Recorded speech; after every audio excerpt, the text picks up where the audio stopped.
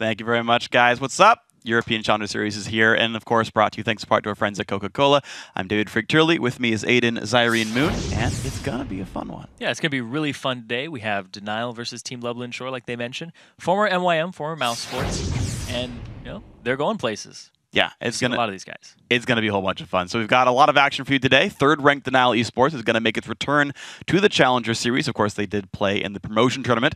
They're taking on that 6th seed of Lublin Shore, and it's going to be our game today. Yeah, DNL Esports has had to deal with some adversity lately. The team came up just short in their bid to join the EU LCS, like you said. They lost 3-1 to the Copenhagen Wolves in the summer promotion tournament, and since then, DNL has also lost 2 of its top players to the LCS, thanks to their impressive spring performances. And those 2 players, Nick and Woolite, came up big today, too. We just saw them. Yeah. One of them won, and one of them did not. Former teammates against each other, and they both had really great scores. Oh, yeah. They were pretty massive. So you're going to see talent like that on a team like this. Yeah. They've got to make up for it. Now, mid laner Nick, of course, was picked up by Gambit. AD carry Willite was, denied DNL Esports. They played them in the promotion tournament. But after those guys left, they've had to rebuild that roster. So now team chemistry is something you're really going to have to watch for in this matchup. Yeah, and if it's chemistry class right now, then the components are bonding for Lublin Shore, who are set to play in their 3rd match of the Summer Series 1 already. They, too, lost a key member in old shot caller jungler Mokate, but the new lineup is doing just fine with a retooled roster of Kikis at jungle and Jokis up top. The result, 2 victories in the Summer Series 1. See if the team can make it into the semifinals in this one. Now, in the Challenger Series, we have a way to actually visually represent victories. We move teams to the right, or for you guys, to the right in the bracket. The first round of the quarterfinals took place last week, and Ninjas in Pajamas came out on top against Unicorns of Love, 2-0. They're going to face Gamers 2 in the semis, who also swept Chantal Martbau. And the other semifinal match will be set after this week, with DNL and Lublin Shore hoping to advance today. And tomorrow, H2K Gaming, formerly Cloud9 Eclipse, and SK Gaming Prime will hit the Rift for the last spot in the Final 4. See if they can make it. And now, there are some wins in the Challenger Series, so we have teams with more than 1 point finally. To catch you up, those who made it to the quarterfinals were awarded a single point, and the squads who have won their quarterfinal match have actually won a few more. Yeah, if the points are gifts, then Gamers 2 and NIP are having a birthday party with 4 points, and more to come if they win their semifinal match. Everyone else is tied with 1, but only Unicorns of Love and Chantal Martbau have their scores locked. Yeah, every other team has an asterisk, meaning they still have games to play and potential points to rack up. And of course, all these scores carry over to Summer Series 2, even if teams don't place in the top 3 in Season 1. And of course, speaking of top 3, Zyrene, what would you consider the top 3 websites on the internet? Google. Use it all the time. Okay, good one. Next. Wikipedia, because when I'm doing research, people say don't actually cite Wikipedia, so I just click the sources and I use it in research papers. Well, speaking of sources to use, it's a really good one. LOLesports.com.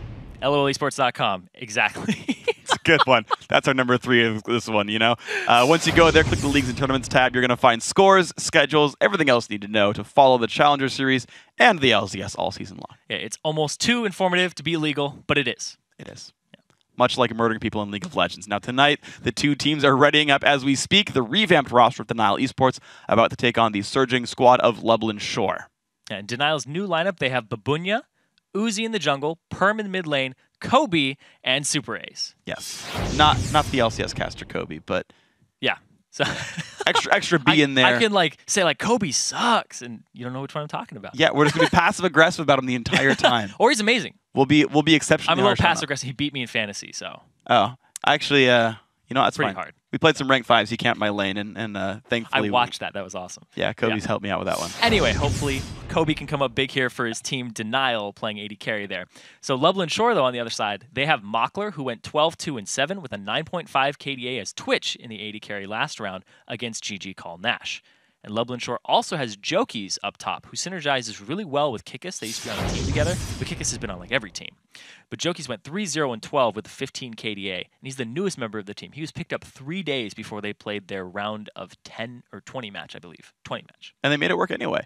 Now, the guy to watch, though, for us, though, is the mid lane match. We have that kind of on your graphic down here. Perm, not a mid laner by trade. Yeah. He is a support, but he's got to fill in for them right now because this is, of course, a team that inherited their seed because of being in the promotion tournament. So they've got to run at least 3 people who are on that roster.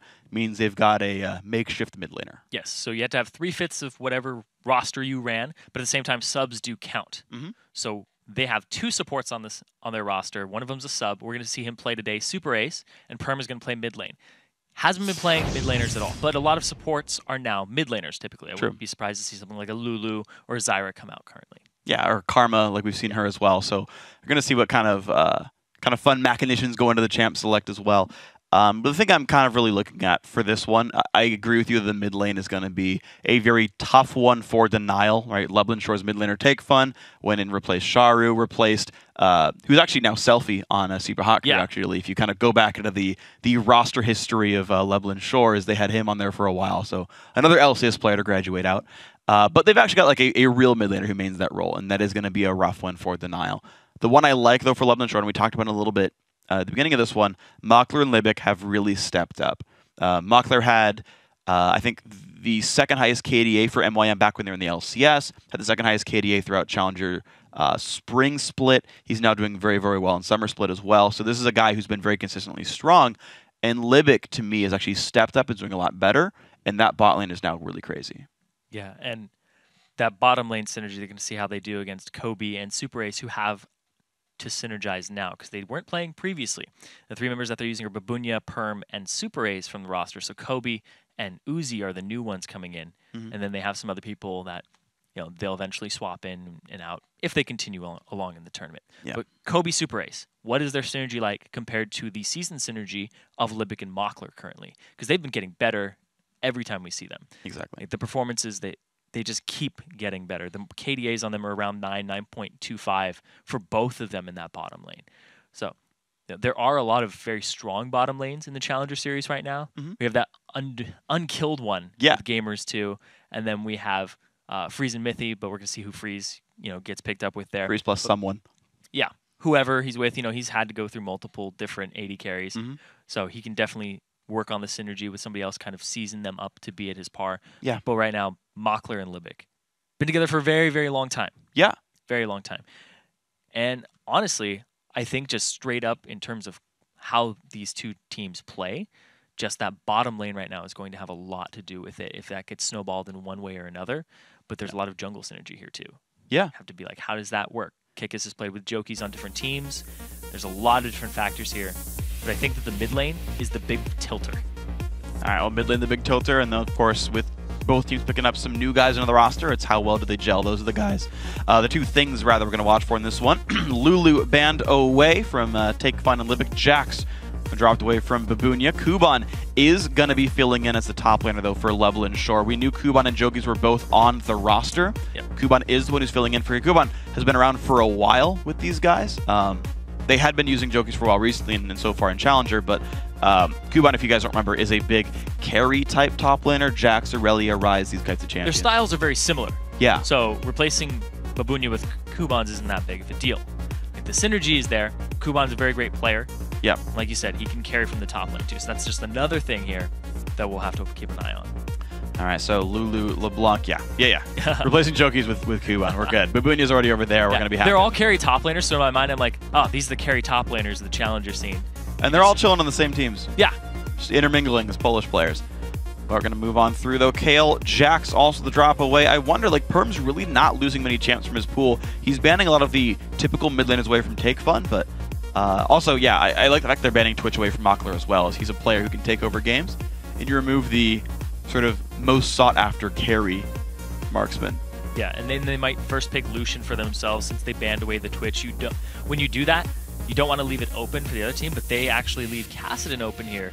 And Perm, everybody plays Kassadin. Yeah. If it's open, we'll have to see. Here's the weird thing about this, though, is, right, if you're not a typical mid laner, and especially because Kassadin's getting banned a lot in general, you don't get a lot of time to practice new Kassadin if you don't know his actual damage values. Like, you generally fight kind of instinctively. Like, I know this will bring him to 10%. I know I can all-in him here. And unless you get enough games under your belt to know those values really well, especially if you're subbing in for the role, there's a chance we're going to see some cast misplays. Yeah, that's very, very likely here. And then eventually, obviously, we see Lublin Shore pick up the remaining hyper carry, AD carry right now, or hyper bully. I'll put it that way. Because he scales into the late game based on how much he kept you down in the early game. So no Twitch on the field. Lucian taken off now. It's going to put Kobe, possibly onto Vayne. He plays a lot of Vayne, and they might go for a late game team composition here.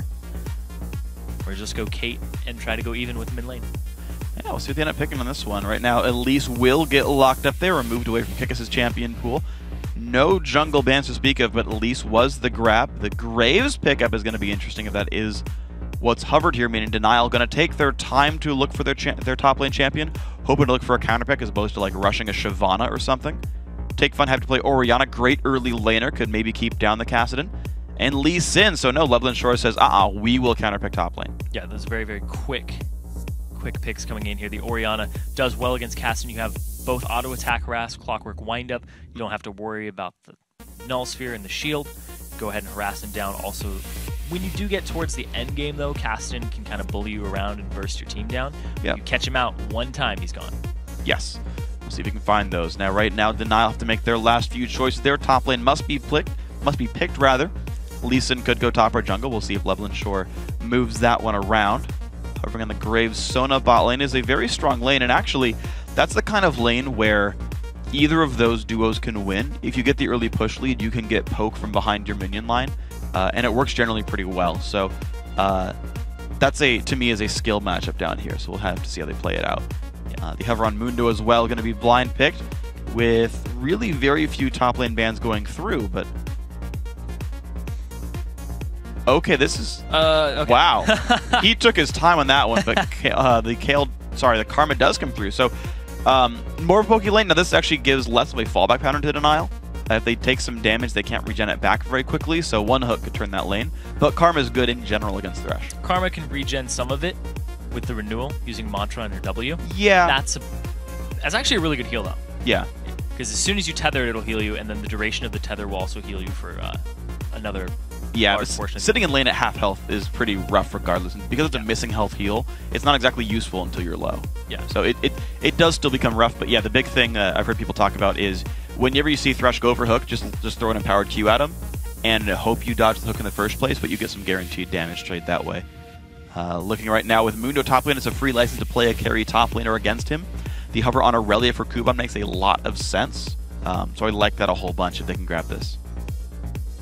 Yeah, that's pretty much what he has to fall back on now. Jax is gone. Kayle, we saw it in top lane, so there's some top lane Yasuo players out there. He could go with a Shyvana, but he is going to go with the Aurelia here and just play that because it's very popular in Europe. Yeah. It's not something you see too much in NA. It's definitely an EU baby. Yeah, I mean, of course Aurelia is the European top laner. That's going to be fine. I love the champion. And honestly, to me, when you have the chance to pick a carry type in a lane, if you can get away with it, you should, right? It's like, if you know you can get away with playing Twitch, you should try to get away with them. If you can get away with playing Kog'Maw, you should do it. If it's too scary of a lane, then don't go for it. Don't risk your lane. But with having a free license to lane by fighting a Mundo, I like going for Aurelia here. Yeah, it'll allow him to scale and get to that point where Aurelia has 2 items and Mundo is just getting tanky. He'll TP into the fights and Aurelia can go ahead and dive your back line. Yep. And get to the Graves, get to whoever you need. And keep in mind, there's not a lot of peel here for Denial, actually. Karma's okay. She's kind of mediocre at it. Like, Kassadin's not going to help anyone out. Mundo's going to be running and playing interference in the front line. Elise typically is more of an initiating force. And even you add on top of that, the Graves passing his armor and MR, which really will cut through with true damage. Yeah. There is a really good chance that Kuban can take over this game from the top lane. Yeah, that's definitely true. We can see Kuban, though, he can get assistance from Aurelia, and that'll just even snowball. I mean, sorry, from Orianna. They both end with Oh, yeah, no, I understand. We read backwards here in casting, if you didn't know. We use mirrors. Alphabetical backwards. Yes. So, so Orianna can go ahead and slap the ball on her, put it on Kuban, and then he can go ahead and dive in with the Blade Surge, and then go ahead and set up that ball delivery system. That's true. You actually have a couple of... point and click. Yeah, it's actually a lot easier for Aurelia than it is for Lee Sin. You have a couple of sort of mediocre divers that you can put the ball on top of and turn it into a real teamfight engage. So we'll see how much Denial gets cut out in this one and how much Loveland Shore can make the moves. But we are into the game. Quarterfinal best of 3 here. Denial and Loveland Shore. XMYM if you don't recognize the names. There's no exhaust here for Loveland Shore on any of their members. Take Fun has the Ignite, so he's looking for some lane kill pressure against Perm in the early game, and Perm has the Exhaust to possibly counter the dive from Kuban in the late game. Another thing here is that they have a pink ward for Denial, so they're looking for an invade here, because it's very easy for Elise to just take that ward at level 1. They do have a sweeper on Super Ace, so that ward is not going to last. I like this choice. I'm really glad teams are starting to open up Sweeper on their opening buys. I think it is the right choice there. It's going to allow them to make a nice early invade. It's going to remove a lot of the vision. Of course, Loveland Shore could still trinket the rest of the invade path. Mockler's all the way at their red. So he's just sitting in Denial's jungle right now. Yeah, he's going to wait to put the trinket down until he gets the most vision kind of possible. Yeah. Right, the later you put the trinket down, the longer it lasts, and you don't have to put it down yet. There we go. Puts it on the red buff. 1 minute 15, so they will guarantee they know if the red buff is the start. Which doesn't look like the plan for Denial right now. No.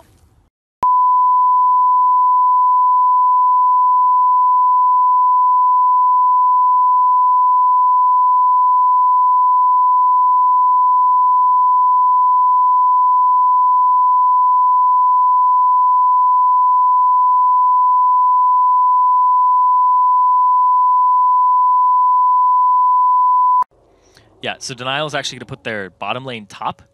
I was thinking about it, I'm like, there's no way they could get down there in time and then have even in level. They've missed experience. You're going to miss the first couple of creeps because of the level 1 that they attempted, so they're just going to lane swap it.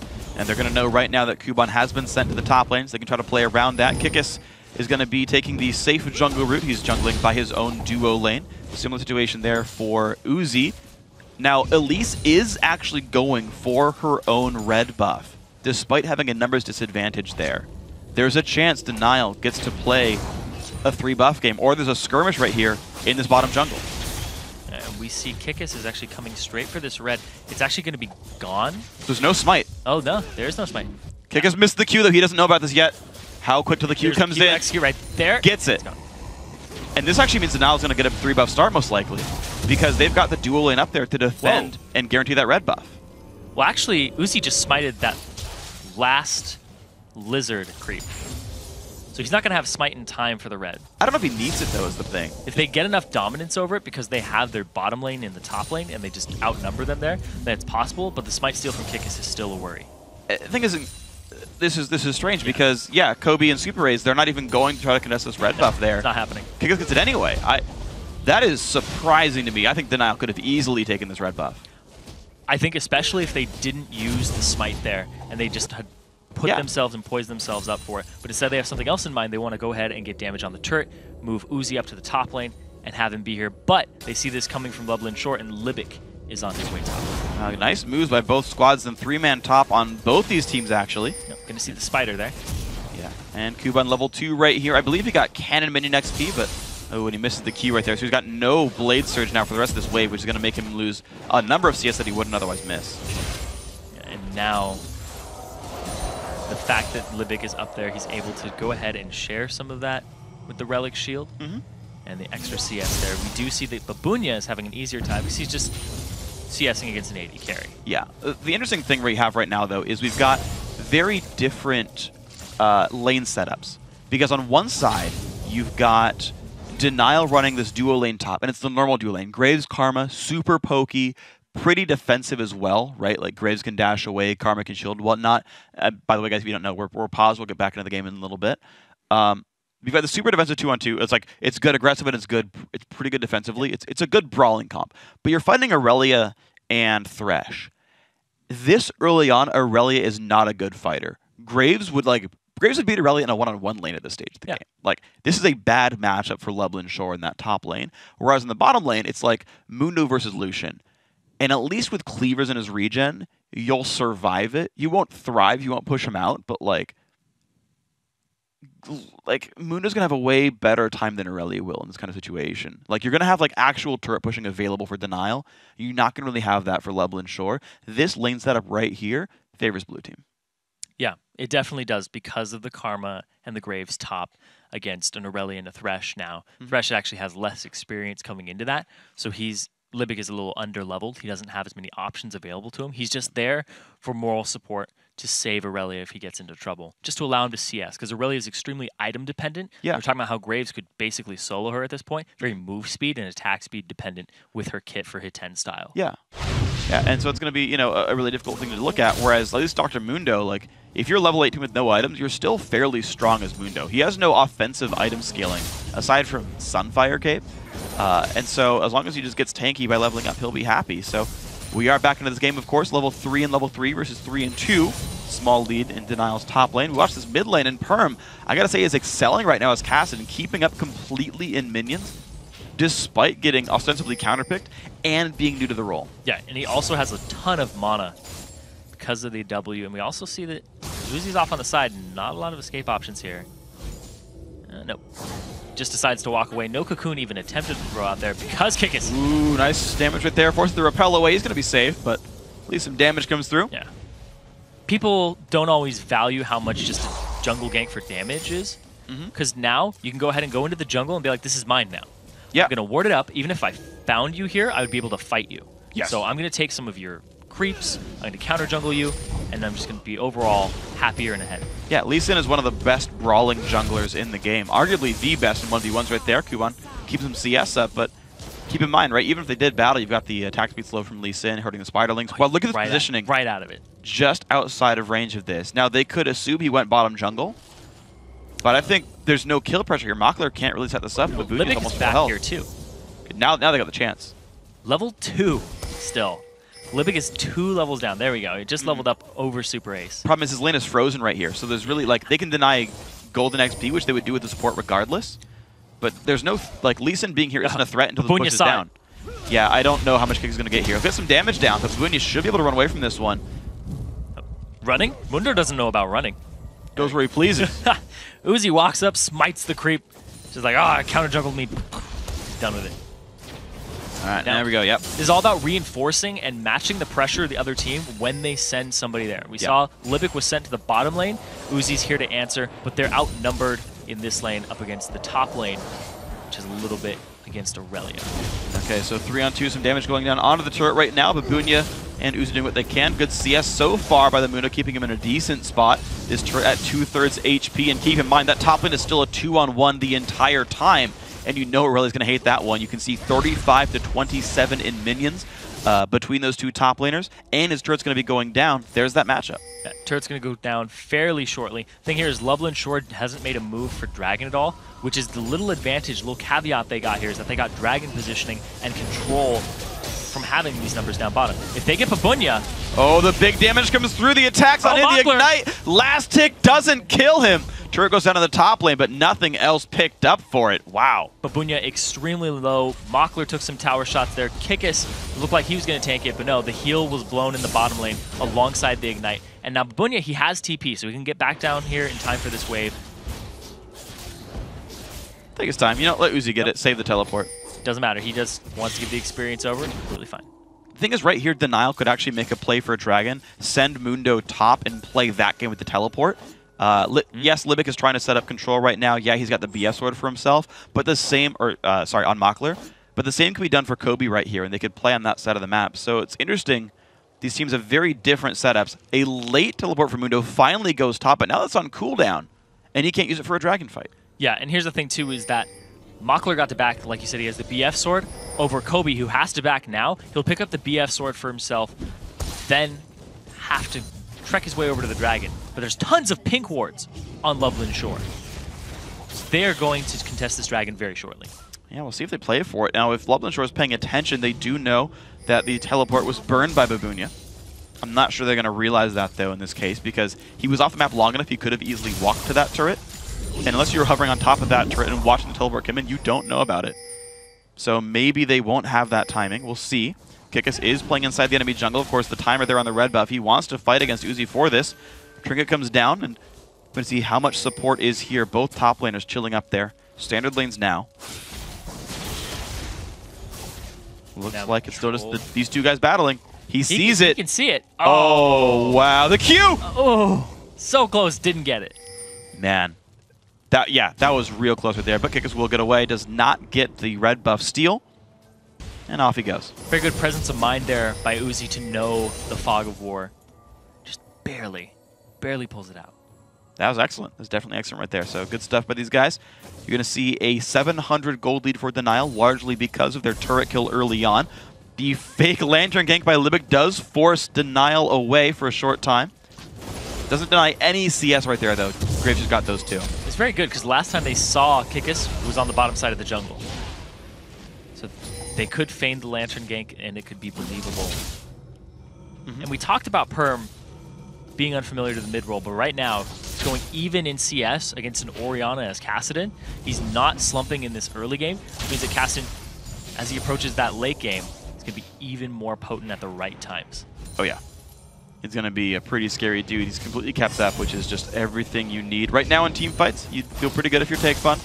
Yeah, and another thing too is if a dragon fight doesn't happen soon, Denial may start running away with this game because early dragon fight is where Loveland Shore is going to excel with their team composition here. Because they have the Orianna, they have the ball delivery, you can get it into the back before Kassadin has the long Rift Walk cooldown, before Kassadin ramps up. But now they're just going to go for some picks here for Loveland and maybe get the dragon off it if it's successful. Okay, well here's the first attempted gank here by Kickish now that we've got standard 2-on-2 lanes. Libic looking for a chance at Hook. Of course, Niall's not giving him one. The Lantern gank would be available. Hook does not land. Kickish will be forced to back away. The wave does reach the turret though, meaning maybe they're going to rotate around, maybe go towards Dragon right here. They've got the pink ward, and actually Elise is on the top side and spotted. Loveland Shore can take this Dragon. And that is definitely the right move there. You want these early Dragons because they fall into Kassadin's hands. It's even worse because he just does so much with that early gold to boost him into that mid-late game. Looks like the team's trying to turn back for this one. You're going to see Karma move on the way over. Elise realize there's no gank available. Maybe just going to go counter jungle. Looks like no one is going to stop this. Dragon does get picked up. Nicely played Loveland Shore. Reacting to what's on the map. Puts him 200 gold behind still, though, because of that turret in the top lane that was taken by Denial, and the fact that they have a little bit of a CS lead in the top. Massive lead top lane. Yeah, it's 50% above. That's great. Babunia looking to make this dive happen. They're up against Aurelia. Going to dive back towards these minions and try to kite around. Lands a stun. Big damage on towards Babunia. Can he get enough damage? Flashing away now. Elise forced to repel out of this one. Nice escape. They're only burning his flash to get away. But the cocoon did not land there. It was a little wide by Uzi, but now they're being collapsed on. Take Fun. He's very fast, and they're very low. Well, actually, Mundo got a lot of health back with some potions there, so there's really nothing for Take Fun to find. Have to go back around. Doesn't get anything for it. But Perm. Is he going to go for this? He's got the Kassadin sense. Oh! He's going to spot him. There's the shield. Slow comes in. Good Shockwave deals damage, but Perm's got the magic damage shield. Take Fun, half HP. Shockwave is down, but here comes Elise. Repel's going to land. Big damage comes through. Flashes. Does not land the cocoon. Uzi a little bit impatient with that one, and Orianna gets out. Bottom lane turret goes down to that 2-on-2. Big burst comes out. Nice flash by Mockler, keeps him safe. Off to the side there, just barely dodging it. Has some shrapnel in his shoulder. Ooh, slow the flash. Cleaver, Take Fun does not have any escapes. They will chase this one down. First blood goes to Babunia. The teleport in from Aurelia, and Kuban's got nothing to find here. 0 for 3 on the cocoons by Uzi, but a great pickup there for first blood going over to Babunia. And now the question is, what can Denial get off of that kill? Top lane, bottom lane turrets have already died in their basic lane matchups. Mid lane looks like they're not trying to push that because of Kuban being around, so it's just a kill and nothing else for this one. Their advantages have largely come from just their lane matchups. Yeah, and I talked to their manager in Denial previously, and he said that even though they have Perm in the mid lane, they think that in just individual skill across the board and synergy, that their 4 members will outdo Loveland Shore, and they'll try to make plays off of that. But Loveland, if they make a pick onto Uzi here, what the? That's a spider sense right there. That is straight Spidey sense. Now, he looked like he wanted to go there. He's like, oh, nope, nope. Like, sorry. Hold on, guys. My people need me. The white is calling me. That was awesome. He goes straight over to his blue buff. The timer's working in his favor there. Yeah. Saved his life. Keep timers. They'll save you. Oh, Super A's didn't see this. Loveland Shore now on the backside. Good flash keeps him safe. But this is a 4-on-2 under the turret. No teleport for Dr. Mundo. There's not many minions left on this push, though. They're not going to dive this, actually. Uh-oh, Kobe might be in trouble here. There's the Inspire. Kicks him into the wall. Good damage comes through. There's the Flay on in. The box lands onto Kobe. Burst comes in. They pick up Karma. They will pick up Graves as well. 2 for 0 so far. Perm, not going to be able to do much now. 5 men in the bot lane. I don't see this being defended. OG and TSM rotations coming out there for Loveland Shore. Yeah. Going to go straight for this turret. Boost themselves into a gold lead if they do take it. They're so afraid of taking the turret down. It's a 4-on-2. And they refuse to kill the turret. That's some gusto by Perm to even show up there and be like, yeah, you're not going to kill me? He's casting with Flash and Rift Walk. Felt comfortable, he felt safe. Now they're going to go for it. They're going to a safe play. Uzi didn't get picked off in the jungle, but their bottom lane does, and it's going to be a reward of a turret. And that's going to put the gold right back to equal down 19,000 apiece. Nice little bit of CC comes in Cashin, but the Lantern shows the way for Moxley. He's going to see the light and get out. And now we're going to reset on this game. A couple turrets down on both sides. Take Fun And you can see Kick is 2 levels behind right now. He wasn't farming the jungle. He was trying to make some plays and roam with his team. That the fact that his blue and red are still up when both of Denials are down and currently ticking. Ooh, okay, Kikis does at least get experience on that golem kill. He's nearly there to the way to level 8. Uzi tried counter-juggling, could not quite do so. But here we go back in the map. No one in the top lane right now. It's going to be Kuban heading over. Of course, top lane outer still available if Lublin Shore wants to go for it. That might be a target of opportunity soon. Problem is, Take Fun has yet to bully Perm out of the lane, so they don't really have their mid lane unlocked. That's kind of a problem. Need to start getting him to roam around and make some plays. It's even here across the board. But right now, Lublin Shore, they're starting to hit those power spikes. As soon as Kuban finishes his Trinity Force, they're going to want to fight. Might be in time for Dragon. It's a minute 20 seconds away, and he was just back in base. I don't see how he could pick up 1,400 gold. Yeah, the boots and the Dorans. Now, he's 7 minutes away. Delaying it, yeah. He's a little far away from that. It's going to be after 20 minutes. So it's in favor of Denial currently. Yeah, it is. Because of Babunya's Sunfire Cape already completed, and the fact that Rod of Ages is now stacking up on Perm. Absolutely. And even on top of that, Babunya's teleport will be up in time for Dragon. It's funny, because in the early game, Lublin Shore has a little bit of an advantage, and then when it's like 5 minutes in, it's like, okay, Lublin Shore definitely has an advantage. Then you hit about 7-minute mark, you're like, okay, it's starting to go over to Denial. Then it just swaps back and forth. It teeter-totters here in terms of power spikes because of the champions that they've staggered. Yeah. Because Aurelia is going to get really good with items, but at the same time, Kassadin is hitting those mid-game power spikes. Oh, yeah. Yeah, exactly. Kassadin's in a pretty decent spot right there. Of course, it only gets really better from here at this point because he wasn't shut down at all. Take Fun gets a one-man shockwave. Babunya, though, onto the turret, does not care about any of this. Nice play, keeps him safe for a short time, but not going to be enough. Nice hook is going to catch Perm. There's the Riftwalk over the wall. The culling hits a couple of shots, but here comes Aurelia. There's the jump on in. Kuban gets 300 gold for that one. He's going to love that.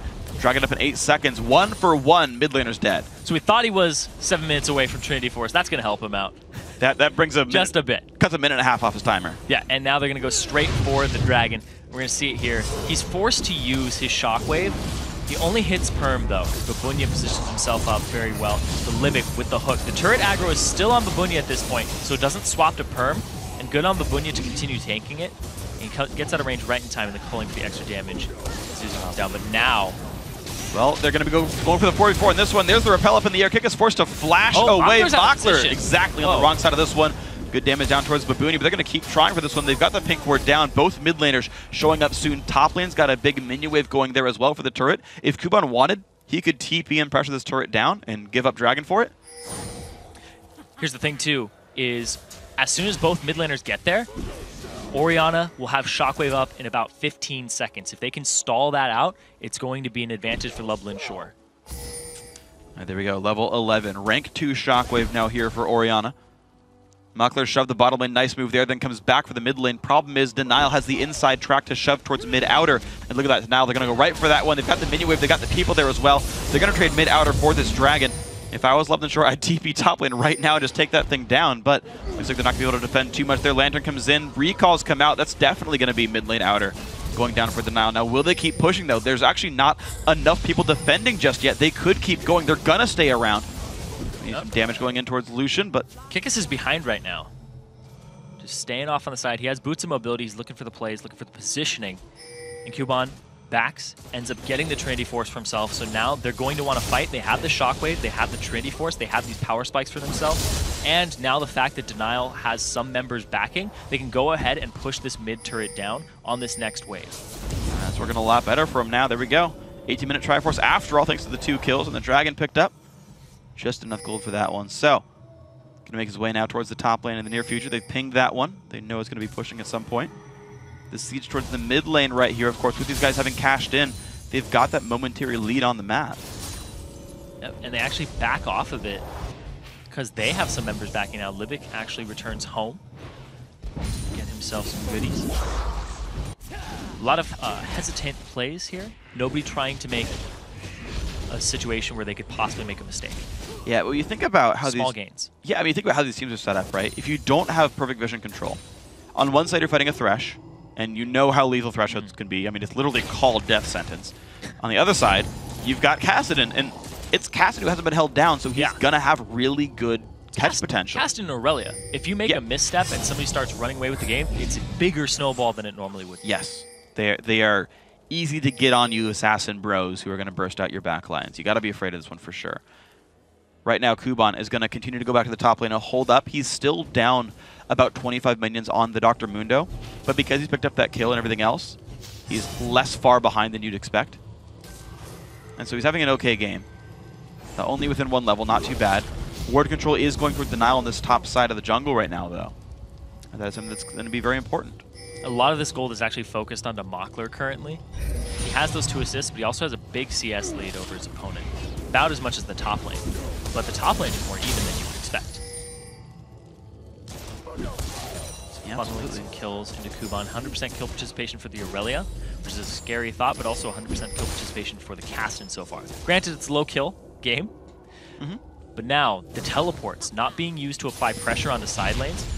They're more being used for we're going to be in the fight already, and after the fight, if we win, I will teleport to an objective. Well, right now, those objectives under fire. This blue buff right here. Everyone on the Nile is around. Hook not quite going to land. Lulo still being attacked, but right now the Nile's coming in. I don't know why he stays on this one. Babunia's in there, gets dissonance. Some damage comes in from Rally. Down to half HP. Pops the Mundo ulti. Lucian off on the side as well. Level and short looks like they will secure their blue buff. Denial's comp not really built for a giant team fight when you're facing an Orianna, so they've got to back off of that one. Yeah, you don't want to fight in close quarters versus an Orianna. Also, the culling could have gone down there. Aurelia would get the maximum amount from her Transcendent Blades. Top lane, red buff though being attacked on right there. Denial, Jubra's gonna get hooked up though, that is not good. Flashes still goes down, red buff goes over, but it's a 5v4. What can Leblin Shore pick up? Stun on a Limit. Kuban looking to go forward, goes in, looks for some CC onto Perm. Big burst comes out onto that cast, and the kick over the wall actually helps to save the Elise. Goes down towards the Golems, flashes back over. The jukes from Uzi, lands a stun, goes down to take fun though. Looks like a 2 for 0 overall for the red buff. Kuban entered that fight. Instead he was a little low on HP. I meant he was a little lower than everybody else. So he jumps in and uses his Equilibrium Strike to go ahead and get the stun, which is key for an Aurelia. Like, this starts here with the catch onto Super Ace. The box comes down just so he's doomed. Flashes in and actually hits one of the walls. 2 of the walls, actually, it looked like. Goes up here. See, it gets lower. Boom. The stun comes down onto Perm, which is exactly what they needed, because now he's out of the fight completely. They don't kill him, but he's completely out. Yeah, guarantees the battle. That was weirdly irresponsible from Denial, though. They had a pink ward that could watch the move from blue buff to red. Super A should not have been in that location, getting himself caught out there. Slightly out of position, gives him the kill. Huh? You would expect that move. If you are invading the red, you should have the ward coverage, and you do see that they eventually get it. But it doesn't work out for them. Leblin Short, all of their red is warded right now. There's nothing in that area left. True. But it means that if somebody from Denial tries to make a sneaky move in there, it's going to be seen. Sure. And here's the weird thing about Leblin Shore, right, is they're on the back foot right now. Like, yes, they're getting all the kills. Yes, they managed to get that dragon. Yes, they won that fight in their own jungle. But it shows in their ward coverage. It shows in their turret kills. They've been on the defensive for a while here. When they get kills, there's nothing to cash in for except we'll shove the waves out and recall and then try again later. Yeah. But with the Nile always being pushed up, if they do win a fight, they're going to get a turret or 2. Whereas Leblin Shore doesn't get anything off a fight until they get the pushes, until they get the outer turrets gone. Yeah, that's absolutely true. We're looking at the way that they're set up, the way that the wards are placed, and the aggression across the map. Right, Denial, they're the ones going for the throat, and Leblin Shore's just being defensive and saying, if you miss, you're going to get cut. Yep. Sharp throats on Leblin Shore.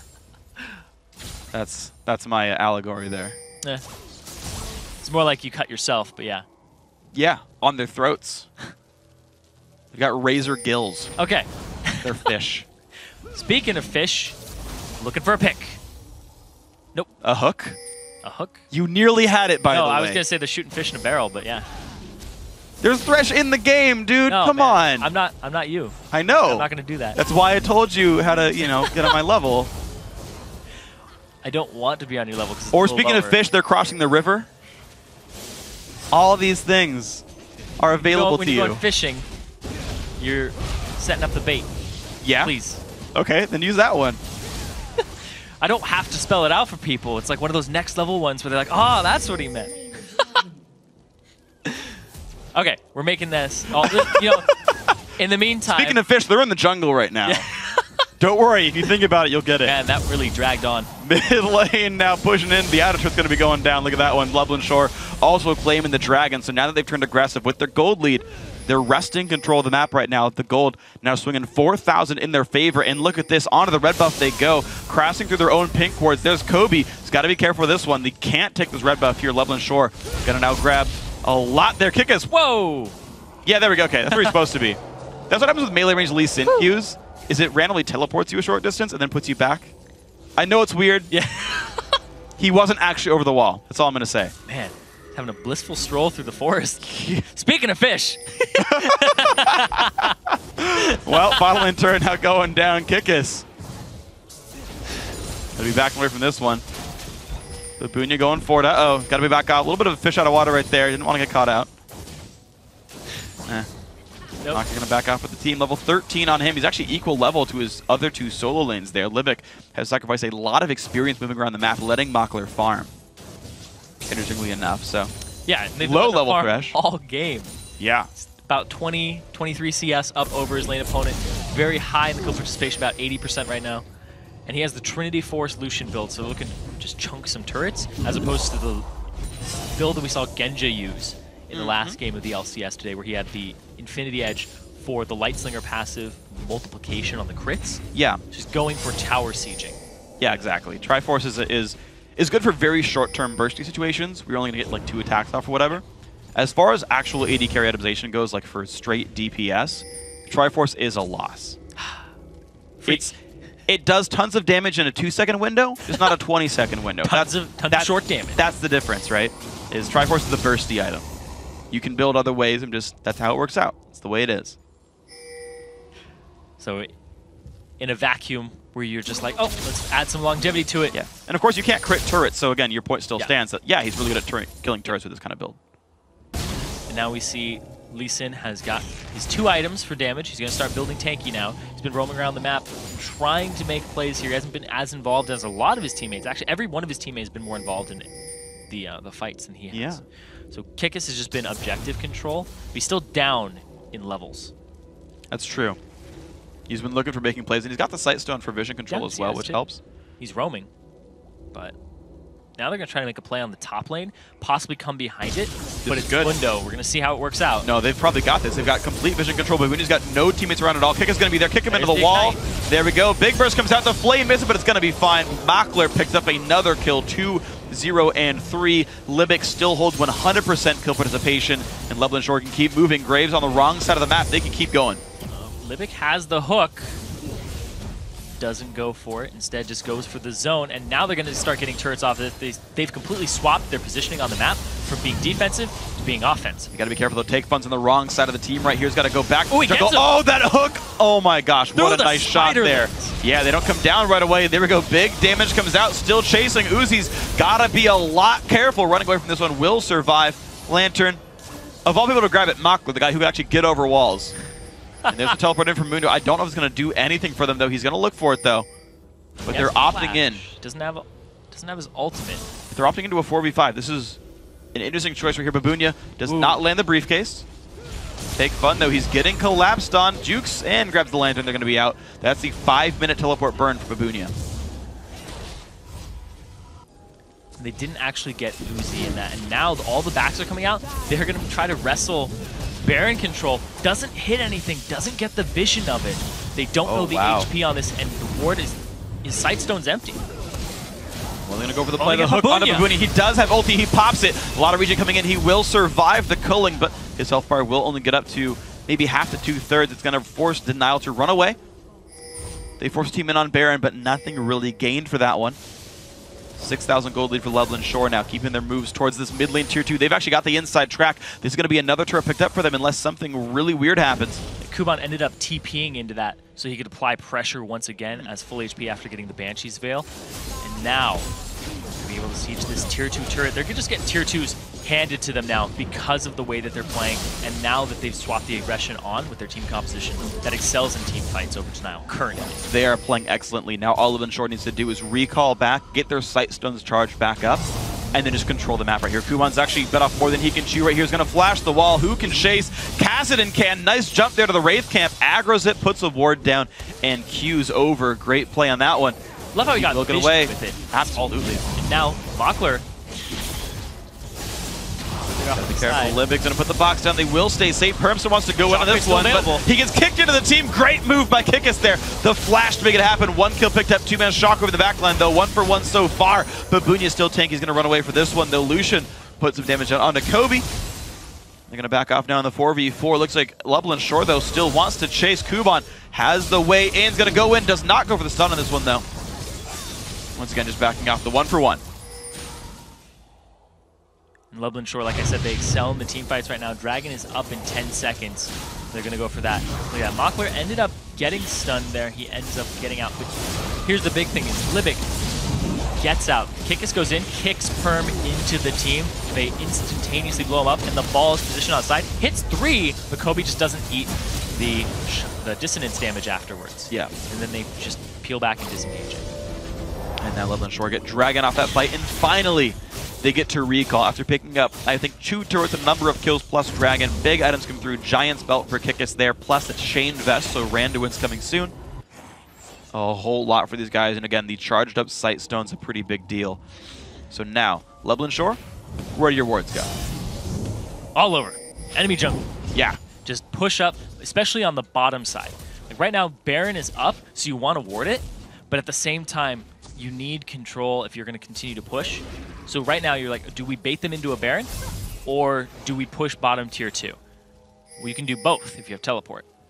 You can bait the Baron and then have Kuban go ahead and off to the side. Because at this point in the game, he can actually deal with Babunya. He has magic resistance in the Banshee's Veil, so he's actually able to go toe-to-toe with him. He'll have to run away and wait out the ultimate, but then once he gets to that point, he can come back in, and Mundo will most likely be higher HP, so he can Equilibrium Strike. True. Try to trip him up. All right, we'll take Fun. Gonna grab his blue buff there. So despite Perm being new to the mid lane, he's done exceptionally well this game. It's just that when the late game started to happen, the fact that MauKLR and Libic have been doing so well, and you talked about them in the pregame, how they've been together for so long, and their synergy really shows. The fact that they've been moving all around the map, Libic has been making the plays for his team, and MauKLR hasn't died, hasn't put himself in bad positions. You know, speaking of making plays, actually, I want to actually talk about something. He's got the IE. Yeah. So very auto-attack based build. Interesting. But about the Perm point on making plays, what I have found people role swapping is that the laning phase itself isn't the big deficit. Like, you generally can fight against people 1v1. Sometimes matchups. And hold up. Yeah, I mean, sometimes you don't know matchups, right? Like, I mean, obviously, you're not going to be, like, as good as Bjergsen or FLICKR if you're new to the mid. Like, I understand that. But the big hit that I see, the big loss, is actually your ability to leave your lane, understanding when to go elsewhere, understanding when, like, where your ward spots are and when you can make plays. And a champ like Kassadin, it's not really the same as old school Kassadin, where it was like, yeah, wait 30 minutes, then win the game automatically because you're Kassadin. It actually does require playmaking.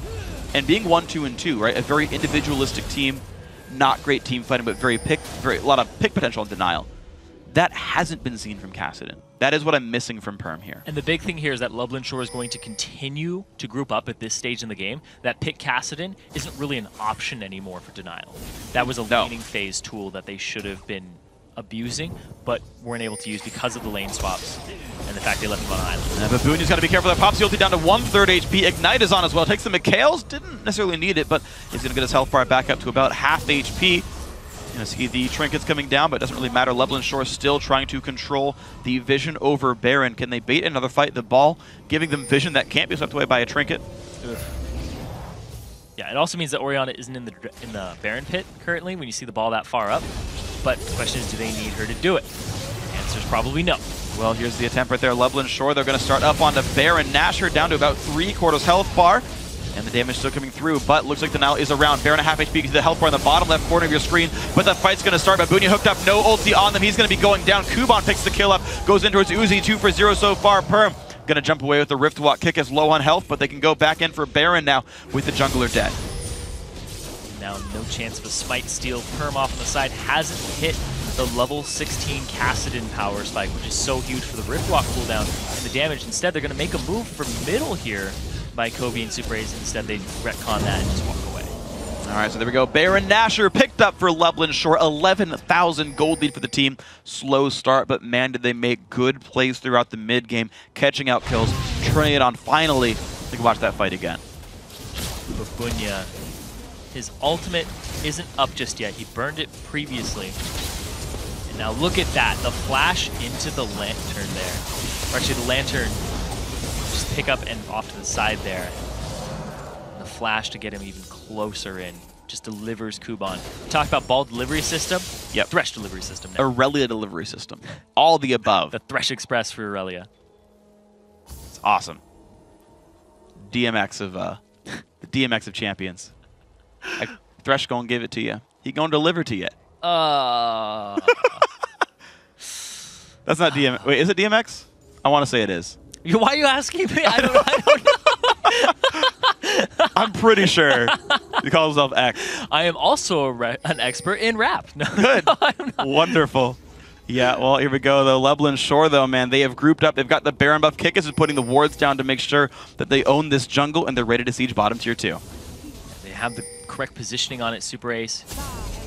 Trying to get some coverage for his team, but they have the right positioning here, and the immense amount of damage here from Mockler that he's prioritized. He's just looking to kill turrets and auto-attack in fights, but Kuban, wow, trying to start them fights. He's going in, hitting up Perm. Stun comes down. He's got to wait for the cooldowns next time around, but level 16 on that Aurelia, 17 on Mockler's Lucian, the highest in the game.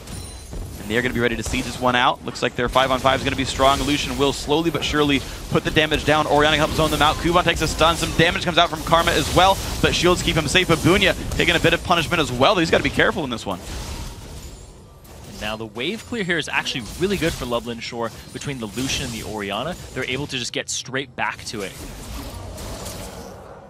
See a lot of damage still coming through there. Pink ward does get cleared out. Look at that. Loveland Shore really not defending that ward. I'm not sure why they gave Uzi so much deference there, but he is going to have to heal up now down to 1/4 HP. Hook's not going to land there from Libic. They are passive with the siege. Take Fun's ball positioning is going to be very key right now. They just zoned out Uzi, and I want to watch where he places the ball and where he keeps it, because you basically create dead terrain around the ball that nobody wants to touch. All right, now he puts it on don't touch Kuban. Well, they touch him with some skill shots, though. Why the heck not? Hook on Babunya. Big damage comes in. They go for the fight, but the flash is going to keep that Dr. Mundo safe for now. Pops ulti as well. Can put his health bar back at level 15, though not ranked for Ball delivery.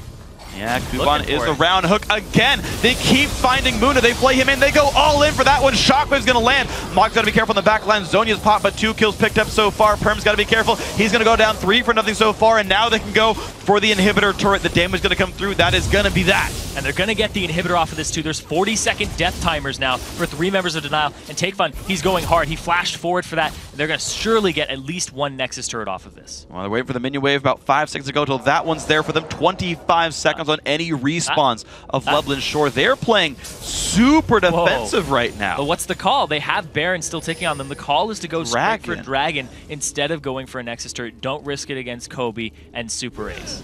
Wow. Are actually down 3 levels on your AD carry. Yeah, I am surprised by that play, to be completely honest, but they think they can win it the next time around. Play it safe, play it calculated. Instead, the fight starts up here. We see Take Fun throw the ball into Kuban, but it's really Libic and Kikis who get in there. The hook. That would have hit Perm. Putting the box in there. So Babunya just, ooh, they get obliterated by the shockwave there onto 2 members. And now Perm in the middle of the fight has to Zonius to keep himself alive for a couple extra seconds. Yeah. And you were talking about the fact that these guys are so far high that the pick of Kassadin no longer gets to do much, right? And yeah, you know, he puts the exhaust down on Mockler. He goes in with as much damage as he possibly can. Wasn't even shut down necessarily, Perm. But Mockler's too big for him at this point, right? Going in by yourself as Kassadin doesn't work. Who even goes in the back line alongside Kassadin? Who else threatens someone, right? You don't... Kassadin no longer one-shots people, right? This is new Kassadin. He does not one-shot you. He reaches the back line and helps out, but does not solo people out. And that's not the Kassadin that Perm's playing, though, is the problem. Oh, the Lantern back for Libic. Well, he's got nowhere to go. Oh, he can jump to the ward! He flashed. He could have jumped to that... Actually, if they saw it, he could have jumped to that ward. It's a little out of vision there. because his teammates had just Libic bounced almost off. saved But him. actually, no, he would have had it because Repel would give you vision of it. Yes, true. Libic almost saved the Elise right there. He ended up flashing the wall, and they pick him up. Good guy thrashing. They don't saves pick him enemies. up, though, so he's... Yeah, he's going to burn the flash, though. Hook's going to come down. Nothing really picked up for this one, though. But there we go. Half HP on the top inhibitor turret. Baron buff has come off the team, but there goes the inhib. Nice jump in by Kikis, puts another slowdown. Perm's got to be careful. He has to rip walk away from that one. Still takes killing damage, though. And the Aurelio picks up the kill. 2 for 0 so far. They're going to keep on going. Flash in from Mockler, putting a lot of damage down. Babunia forced away as well. Kikis still around in this one. Can't dive the fountain, but they can go for the Nexus turrets. Number 1 going to be going down. Number 2 fired on as well. And game 1, 40 minutes in, Lublin Shore taking it down and bringing game 1. Now, can they win this series? That's the real question. An amazing performance there by both the top laner and the bottom lane. You see 508 for the top lane and also 100% kill participation for Libic. Yes. 0 deaths onto Mockler. Yeah, 508 on him was a great score. I gotta say, man, Libic and Mockler looked really, really good. And Kuban as well. We didn't see him in the first 2 matches there. We saw Jokies playing in his stead in the top lane, but Kuban playing here did freaking phenomenal. And he was in a shutdown situation. Keep in mind, Kuban was stuck in a bad 2-on-2 where he was denied. He was down 25 CS over Mundo, lost his turret. All that went on to him, right? All that makes his life difficult. Early turrets went down, Denal's making the early plays.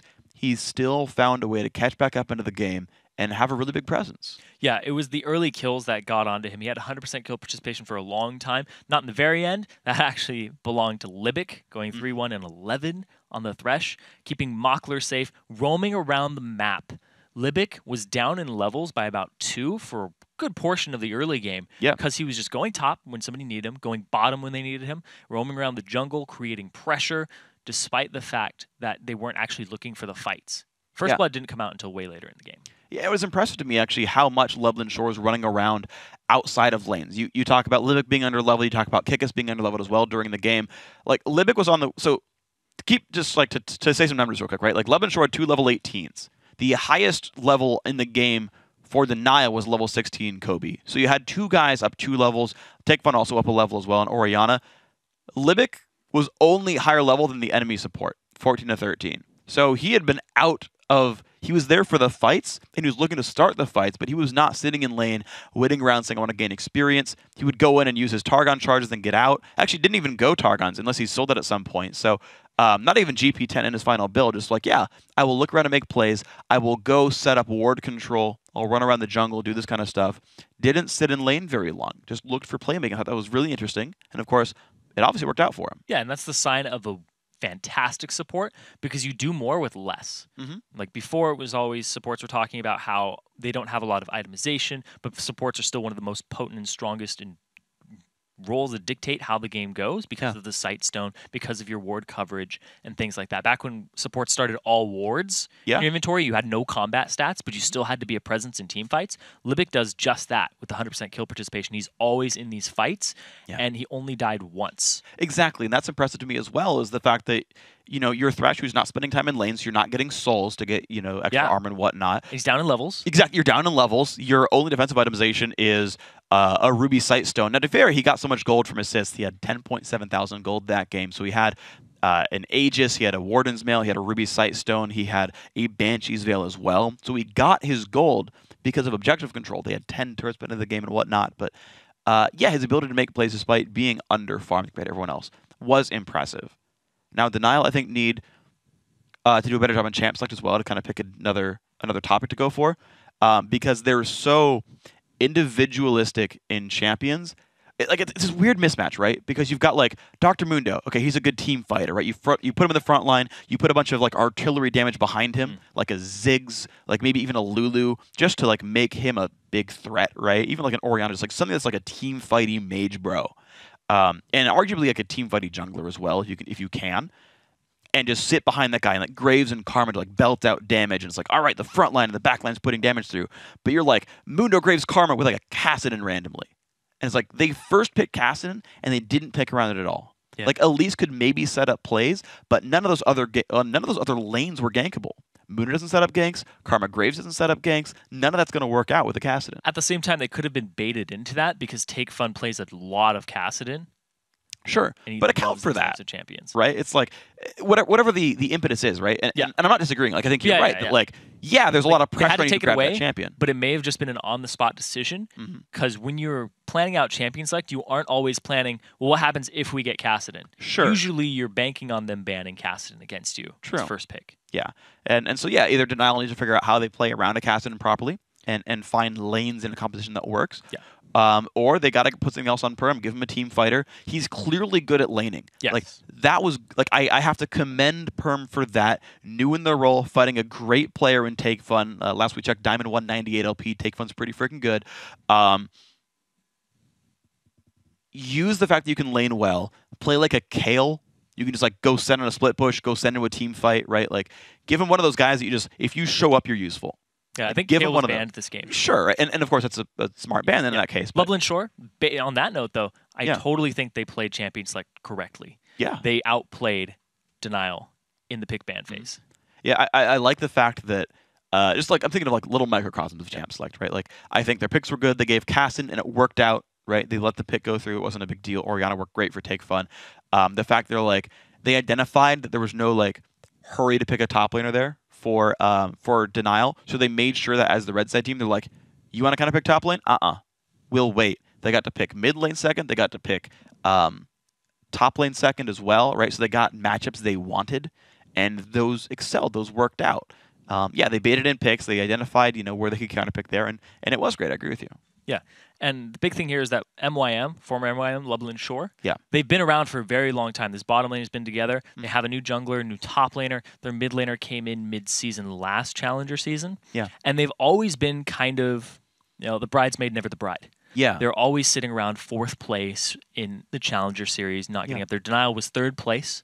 So now might be the time for them to go ahead and just knock themselves up a notch. Their decisiveness could use a click in, just up. Sure. Could just be a little more decisive, a little less hesitation. Sure. And they're already amazing in what they're doing right now. And they're showing it here against a team that they've played previously and had big trouble against. Yeah, and so then it's, they, and actually to your point on decisiveness, right? They did lose their jungle shot caller Makata, right? And so they're rebuilding that sort of skill in their roster, and we're going to see that grow over time as you've got a new shot caller, try to make it work. And so we're going to see that growth of the team. Now we're going to take a quick break. When we come back, it's time for Game 2 between Denial Esports and Loveland Shore with a trip to the semifinals on the line. Don't go anywhere.